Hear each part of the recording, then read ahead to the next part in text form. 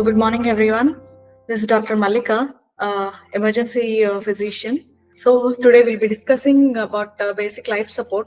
This is very important because many cardiac arrests are happening nowadays, and we usually encounter them at home or any other place other than in the hospital, and also in hospitals too.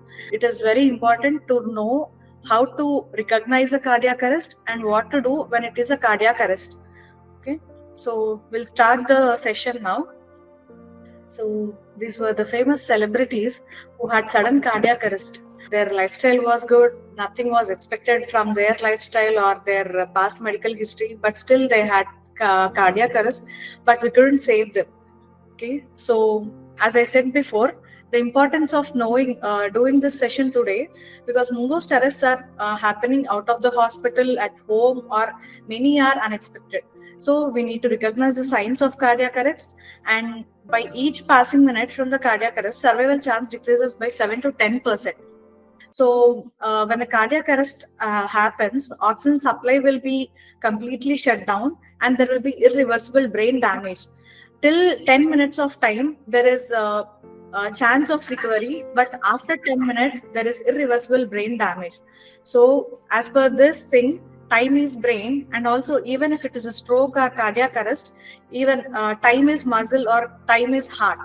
So for these reasons, we need to have an idea about basic life support and to recognize the signs of cardiac arrest. To BLS, initially, we need to verify the scene first.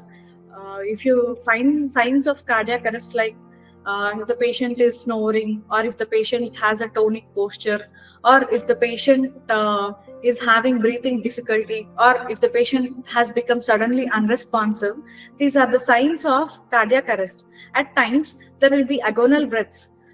Even that is a sign of cardiac arrest. Immediately after the cardiac arrest, people will present as this agonal breath. So don't confuse agonal breaths for a normal breathing pattern. That is a sign of cardiac arrest. So all these signs, we need to consider them as cardiac arrest, and we need to start respond immediately.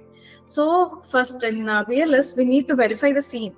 If you find a victim in these signs or with the symptoms, first verify the scene, because trying to save a victim, you shouldn't get into trouble. So first, verify the scene safety. If the patient is drowning, get him out of the water. If the patient is stuck in a fireplace, find him or get him to a safer place. So verify scene safety, move him to a safer place, and check for responsiveness. How do you check for responsiveness? Shout his name, or ask him, "Sir, are you okay? Madam, are you okay?" And tap on the shoulders very hard. So even if there is no response from the patient, that is, the patient is unresponsive. Okay. And next, we have to assess for breathing and pulse. And how do you assess for both? Should be done simultaneously. Assessment for breathing and pulse. Usually in adults, we assess for carotid pulse, and that assessment should last from 5 to 10 seconds, minimum of 5 seconds, and it shouldn't be not more than 10 seconds. So in adults, carotid pulse is felt, and in children, brachial pulse is felt. Okay, and we have to check both breathing and pulse. How do you check for breathing? We have to see the chest rise. If the patient is having any agonal breaths, or if the patient is having nasal flare, or if the patient is having chest contractions, or even if the patient is having either spontaneous breathing activity or not. So we have for both breathing and pulse simultaneously. Okay, and where do you check for carotid pulse? It is checked lateral to the trachea. When we place a finger on the trachea and 2 centimeters lateral to the trachea, we feel a pulse, carotid pulse. So we have to check the carotid pulse there for minimum of 5 seconds and not more than 10 seconds. Okay, then we start, if the patient is unresponsive, then we call for help. You clearly know that the patient is in cardiac arrest or the patient is unresponsive. So immediate thing you have to do next is you should call for help. You should call for help, and you should start high quality CPR. And after that, you have to activate at least you have to give one cycle of high quality CPR, and then you have to activate the emergency rapid response system. Okay, high quality CPR, it constitutes of chest compressions, airway, and breathing, which we'll discuss later. And after the activation of emergency response system, or in our case, we have to call the ambulance or whatever immediate medical emergency systems are there, we have to call them. And they'll be ready. After they get into the picture, they will use automated electrical defibrillator, which shows shockable or non-shockable rhythm, and rest of the management will depend on the rhythm in the AED. Okay, now as I said before, this is a protocol for BLS. So first, verify scene safety and check for responsiveness. Shout for nearby help. Activate emergency response system. Get AED and emergency equipment for further management. And we have to look for breathing and pulse simultaneously. So if the patient is breathing normally and the pulse is felt, just monitor the patient or monitor the victim until the emergency responders arrive. If you see the patient is having a pulse but he is not breathing normally, provide rescue breaths with bag and mask, or with the mouth-to-mouth breathing with the help of breathing aids or bag and mask. That is called rescue breaths. So 1 breath every 6 seconds or 10 breaths per minute. So check pulse every 2 minutes. If he's still having pulse and if he's still having difficulty in breathing, you should continue with the rescue breathing. Okay. So if at any point, if there is any, if you feel there is no pulse, you have to start CPR immediately. And the third scenario, the patient is not breathing or only agonal gasps are present, or along with that pulse is also not felt. Then in this scenario, you have to start CPR. So what is this high quality CPR? You have to perform 30 cycles of compressions with 2 breaths. If you are only one single rescuer, you can continue with the only compression CPR. No need of adding, you can't add breaths being a single rescuer. So you can continue with the only compressions until emergency aid arrives. Along with that, if emergency response system has already arrived, you can use AED as soon as it is available. So if AED arrives, check rhythm. If it is shockable, check if it is shockable or not shockable. Only 2 rhythms are shockable in our scenario. One is pulseless ventricular tachycardia and ventricular fibrillation. In these 2 scenarios, the rhythm is shockable. You have to follow the prompts of AED. That will only prompt you if the rhythm is shockable or not. If the rhythm is shockable, you have to give shock. And if the rhythm is not shockable, you have to continue with the CPR along with rescue breath, along with compression and breathing ratio of 30:2. And this should continue till the patient is shifted to a higher center or patient becomes responsive. If the emergency person arrives, after BLS, ACLS will continue. So regarding the components of high quality CPR, first transfer the patient or transfer the victim to a safer space, and then position on a firm surface, or you can use the CPR board if it is available. And the compression ventilation ratio should be 30:2. So for every 30 compressions, you have to give 2 breaths. Okay, and the compression rate should be 100 to 120. It should be minimum of 100 and it should not cross 120 compressions per minute. And the depth should be 5 to 6 centimeters. That is 1/3 of the chest should be compressed.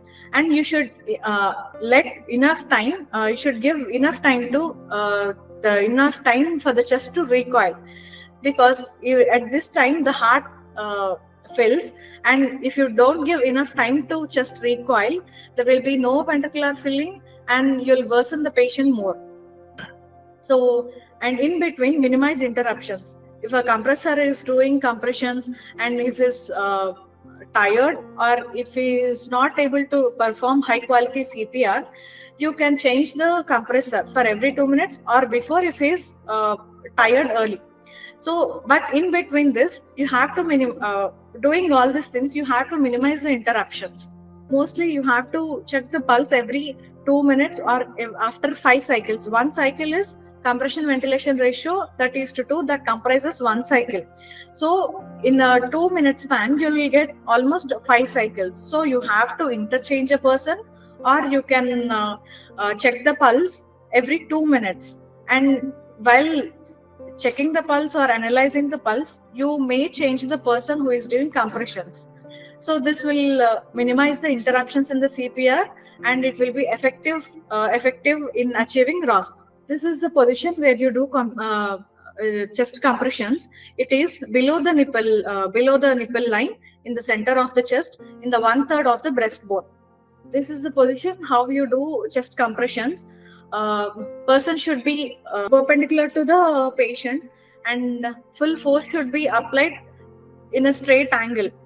Avoid leaning onto the person.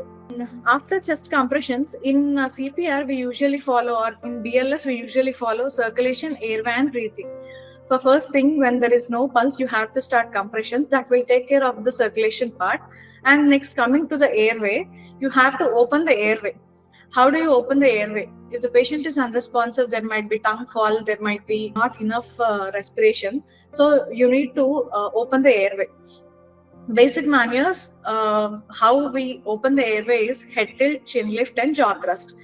Before doing this, if the patient had any history of trauma, or if you are suspecting any cervical injury, you should avoid head tilt and chin lift. Jaw thrust is the safest procedure if you are suspecting any cervical injury.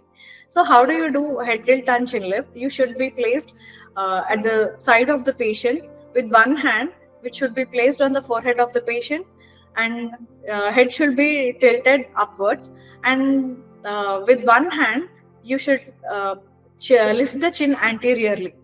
And the next thing, jaw thrust, which is safest in when you are suspecting cervical injury.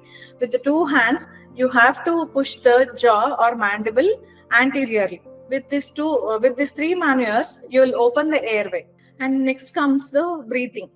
Breathing, usually if you are only one rescuer, you can continue with the only compressions. If you have any aid, you can continue with chest compressions and also ventilation.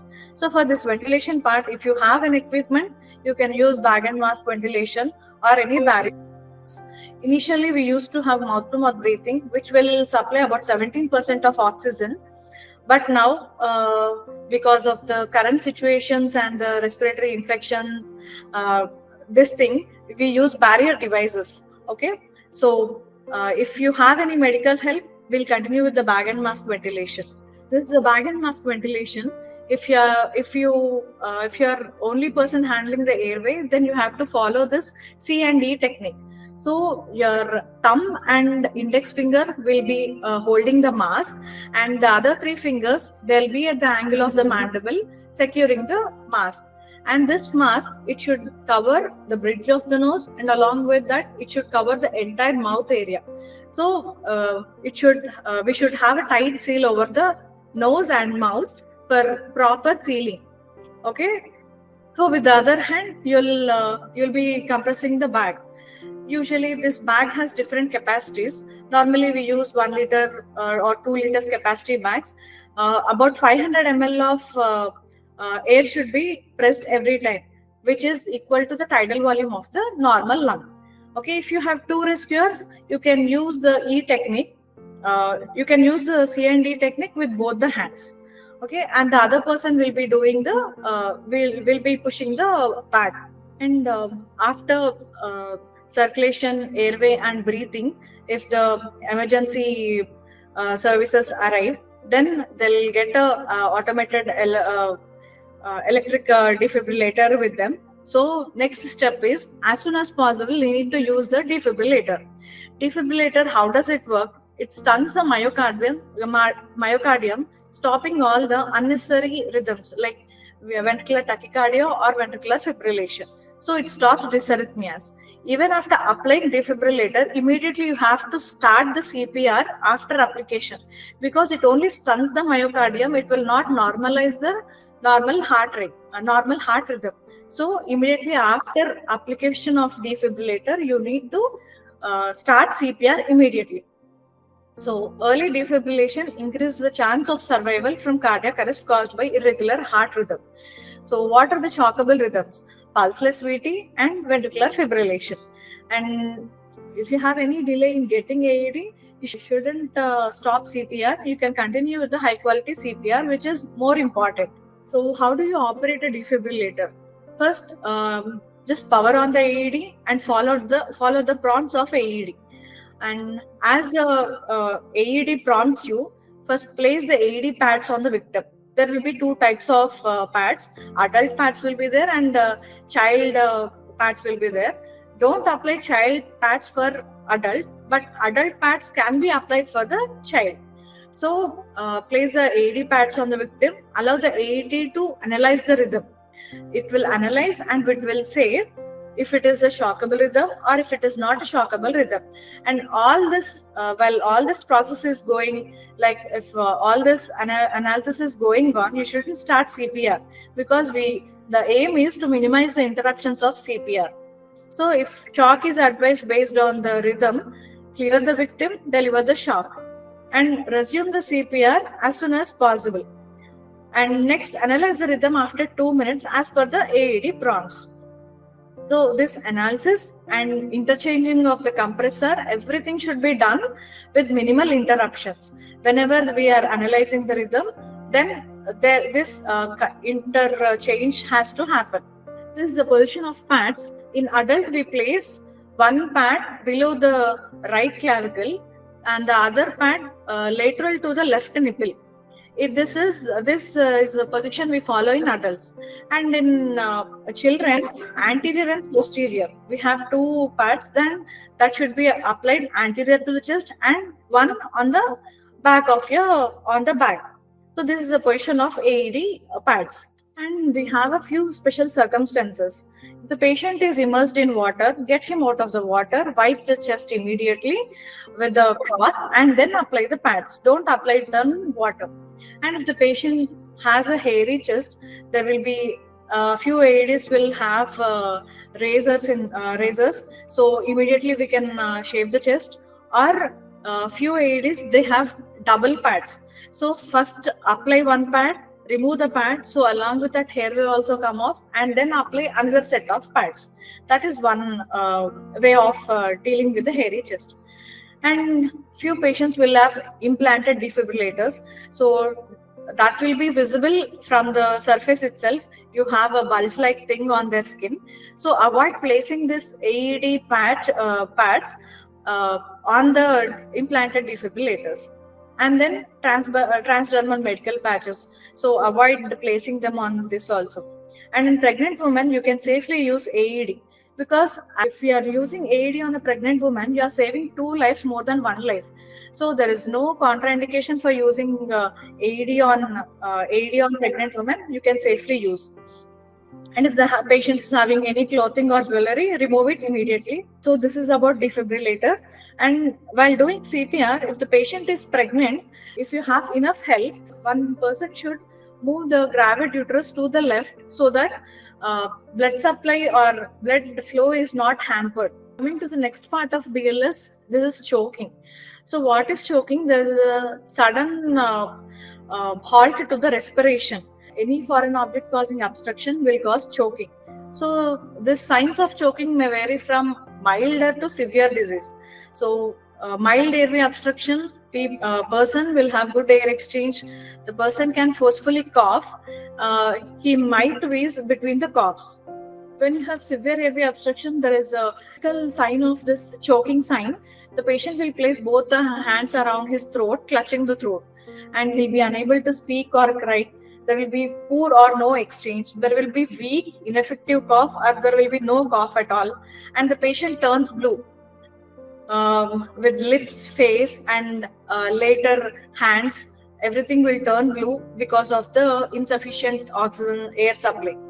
And few patients will present you with the increased respiratory difficulty, chest retractions also.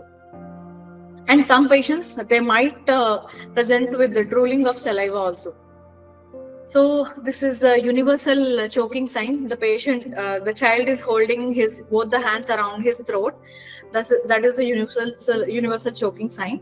And in this children older than 8 years, and also in adults, we usually give abdominal thrust. If the patient is conscious, we usually give abdominal thrust. So how do you give abdominal thrust? You have to place one finger with the fist closed above the navel in the center of the abdomen, which should be below the breastbone. So one hand you have to make a fist, and the thumb side it should be facing the abdomen, and the other hand hold the fisted hand, and then give upward thrust. In as such, you are attempting to dislodge the foreign body from the airway. So this should be followed in children older than 8 years and also in adults. And if the patient is conscious, if the patient is unconscious, you can straight away directly start CPR with the same 30:2 compression rate. And if there is choking in infants are children who are less than 1 year old. So how do you relieve choking in infants less than 1 year old? In these patients, if the child is responsive, if the pulses are felt, if the child is responsive, you have to place the child on one hand facing downwards. You have to support the child holding onto the cheeks, and you have to give 5 back slaps with the other hand in attempt to dislodge the foreign body. And after 5 back slaps, you need to turn the child to others anterior side, and then you have to give 5 chest thrusts with both the fingers, index and middle finger. You have to give 5 chest thrusts. This should continue until till 5 cycles, or till the patient becomes unresponsive. Because when the patient becomes unresponsive, that severe choking turns into mild choking symptoms because of the muscle relaxation and all. So if the patient becomes unresponsive, you can then start CPR, which will also help, which is also equal to abdominal thrust. So that will help in dislodging the foreign body. And in between chest compressions, you need to check if there is any visible object in the mouth, and if there is any visible foreign object in the mouth, you can remove it easily. But you shouldn't do any blind sweeps there. So this is a management of choking in infants for a responsive infant. For unresponsive infant, you can directly go with CPR. I hope this is a brief session about basic life support, what we should do in a cardiac arrest, and also what we should do in a choking or airway obstruction patients. Thank you.